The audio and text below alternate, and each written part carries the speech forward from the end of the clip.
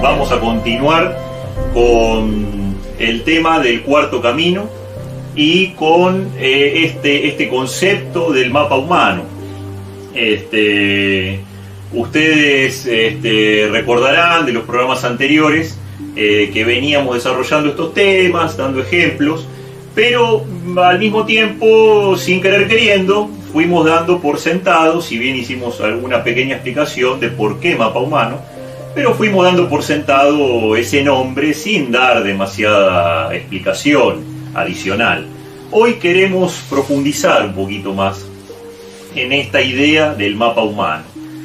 Y cuando decimos mapa humano, recordemos que nos referíamos a un mundo psicológico, a un mapa psicológico. Era un mapa de nuestro mundo interior, de nuestra mente. Y a la vez también, y hoy es también lo que queremos explicar un poquito más, a la vez podríamos decir también un manual de instrucciones. Un manual de instrucciones que nos acerca el conocimiento que ha llegado a partir del siglo XX a Occidente, de la mano de este sistema generado por Gurdjieff y Ouspensky principalmente, denominado Cuarto Camino. En el mapa decíamos que era un sendero, una cartografía de un sendero de los caminos que teníamos que recorrer en nuestro camino de evolución interior. Mapa de la evolución interior, del desarrollo del ser humano, para alcanzar la realización, para alcanzar la felicidad, la paz, el gozo, desarrollar ese potencial humano. A la vez también lo podemos llamar manual de instrucciones. ¿Pero qué manual de instrucciones? Bueno, nos referimos a otro nombre que también se le da al cuarto camino, que es cristianismo esotérico. Esto tiene que ver con que los evangelios, las escrituras de la Biblia, fundamentalmente el Nuevo Testamento, los evangelios, esencialmente, son considerados desde este sistema un manual de instrucciones a seguir para recorrer este camino de desarrollo humano. Esto no tiene que ver con la religión en sí, tiene que ver con esto que decimos, un manual de instrucciones. ¿Y por qué esotérico? ¿Por qué cristianismo esotérico? Porque esotérico es una palabra que en su origen quiere decir interior. Exotérico con X quiere decir exterior. Cristianismo exotérico sería un cristianismo del mundo externo. Cristianismo esotérico con X es el cristianismo del mundo interior nuestro. Es eso que nos indica cómo tenemos que movernos en ese mundo interior tan misterioso que tenemos y tan inexplorado para la mayoría de nosotros, para crecer humanamente. Vamos a algo bien concreto. Cuando los evangelios, nosotros estamos muy familiarizados con las escrituras porque venimos de esta base de nuestra sociedad occidental cristiana, fundamentalmente.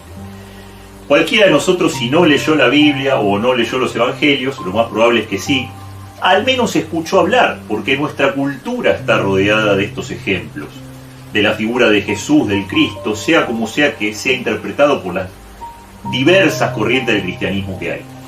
Ahora, los evangelios nos hablan permanentemente de historias y de relatos, pero lo que nos trae el cuarto camino, lo que nos trae el conocimiento esotérico, es las claves, los significados de esos relatos y de esas palabras. Nos trae un código para traducir esos relatos y esas palabras.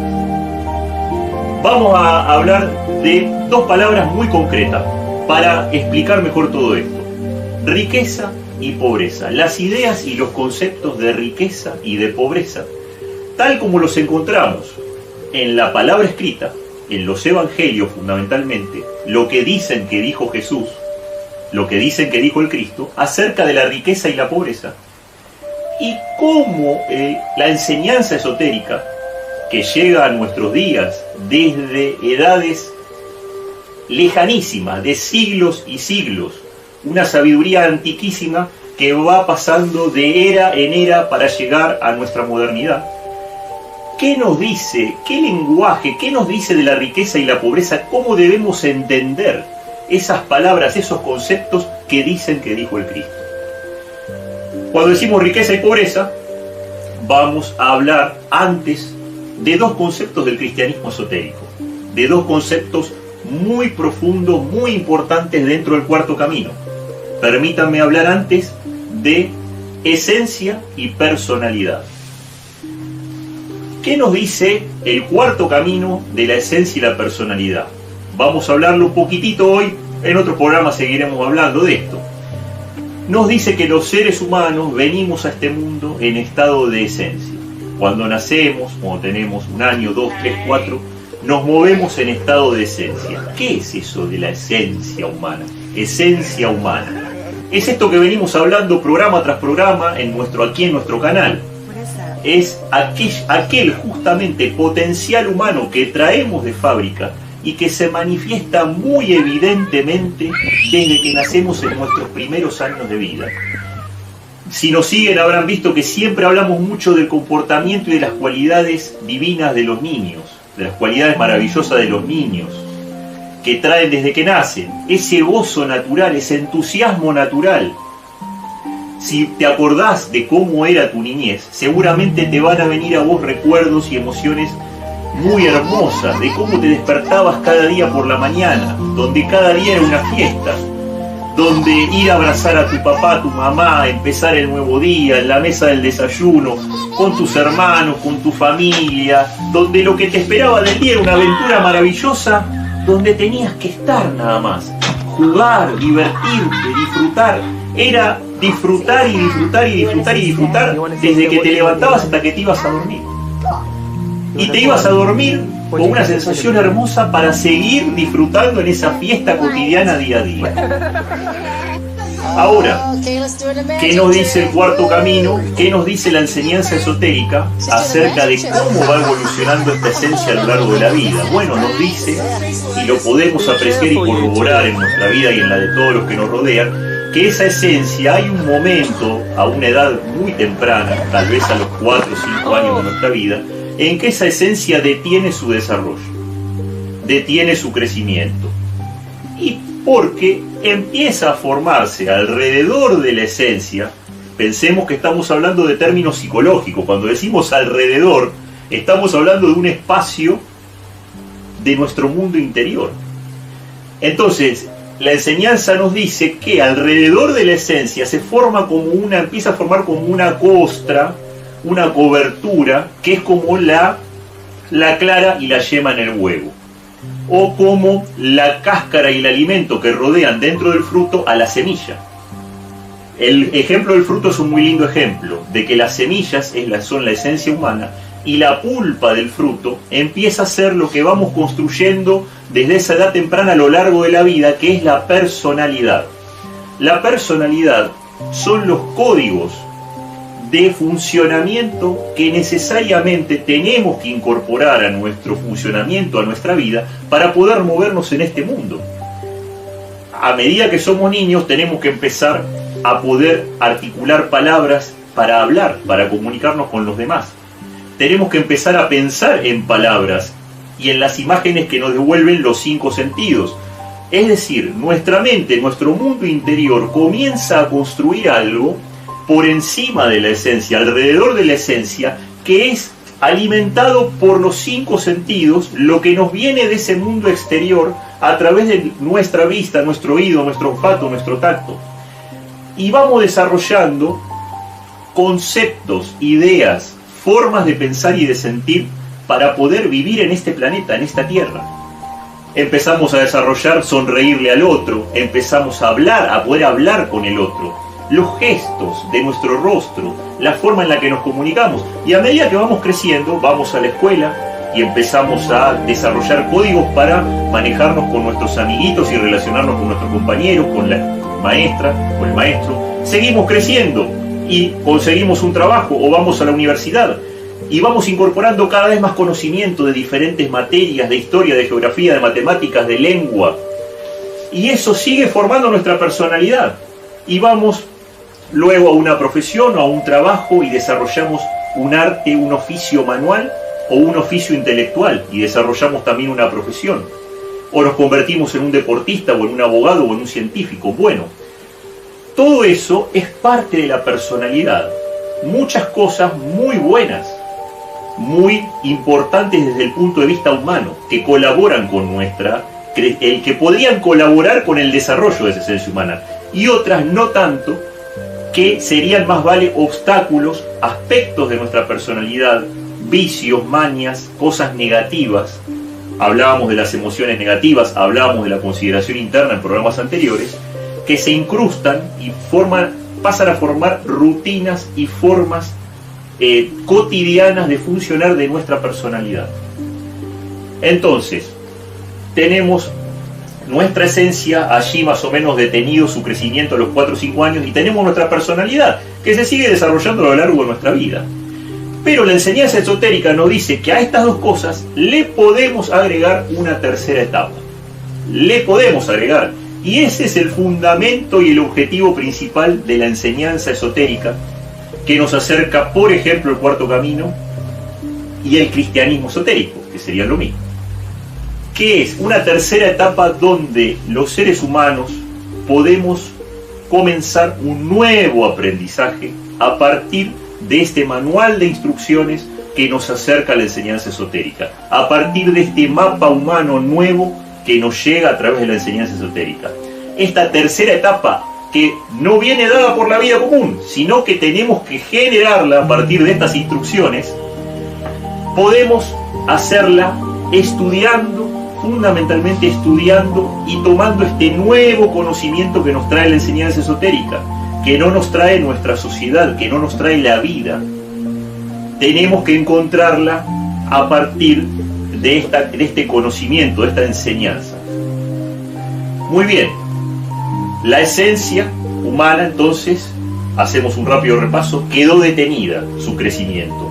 Alrededor de ella se fue formando la personalidad, que es algo necesario para que en una etapa posterior, no solamente es necesaria esa personalidad para funcionar en el mundo, sino para que en una tercera etapa, esta tercera etapa del conocimiento esotérico, podamos utilizar las cosas de la esencia que nos sirvan para seguir desarrollando a esa esencia humana, para seguir haciendo que esa esencia humana crezca, y ese ser humano en potencia que quedó medio dormidito a los 4 o 5 años continúe creciendo y empiece a ir en la dirección de esos faros que decíamos de luz, que nos marcaban un Gandhi, un Cristo, un Buda, un maestro al que vos sigas, maestro iluminado. Muy bien, vamos a partir de estos conceptos a retomar estos otros conceptos de los que hablamos hace unos minutitos, los conceptos de riqueza y de pobreza que nos acerca la enseñanza esotérica. Te adelanto que son bastante distintos de lo que podemos entender por riqueza y pobreza en el mundo material, y es lógico que sea así. Mirá, si no sos cristiano, seguramente habrás escuchado estos relatos que nos traen los evangelios, que te voy a contar brevemente. Es un relato muy conocido de los evangelios, es aquel en el que un muchacho joven, con deseo de conocer, de crecer, seguramente, se le acercó al Cristo, a Jesús, y le dijo: Maestro, ¿qué tengo que hacer para poder seguirte? Y dice que Cristo le dijo, que Jesús le dijo, dicen los evangelios, que le dijo, me olvidé de comentar algo, este muchacho era muy rico, tenía muchas riquezas, muchas posesiones. Entonces Jesús le responde: si querés seguirme, anda y vendé todo lo que tenés, dáselo a los pobres y después vení y seguime. Ok, fijémonos acá cómo están los conceptos a través de riqueza y de pobreza. Si Jesús estuviera vivo en este momento, cualquiera diría: y bueno, está bien, le dijo lo que tenía que hacer. Era un maestro, típico maestro oriental, que tenía la formación de maestro y discípulo. El discípulo sigue al maestro, necesita del maestro para adquirir esa enseñanza esotérica y poder desarrollarse como ser humano, poder alcanzar los estados iluminativos de la mente. Pero hoy no está Cristo vivo en este mundo. Entonces, ¿qué tendríamos que suponer? que ese relato ya es una letra muerta, porque ¿a dónde lo voy a seguir a Jesús? Si no está de carne y hueso. Eso valía muy bien para ese momento, para ese encuentro entre dos personas vivas en ese momento.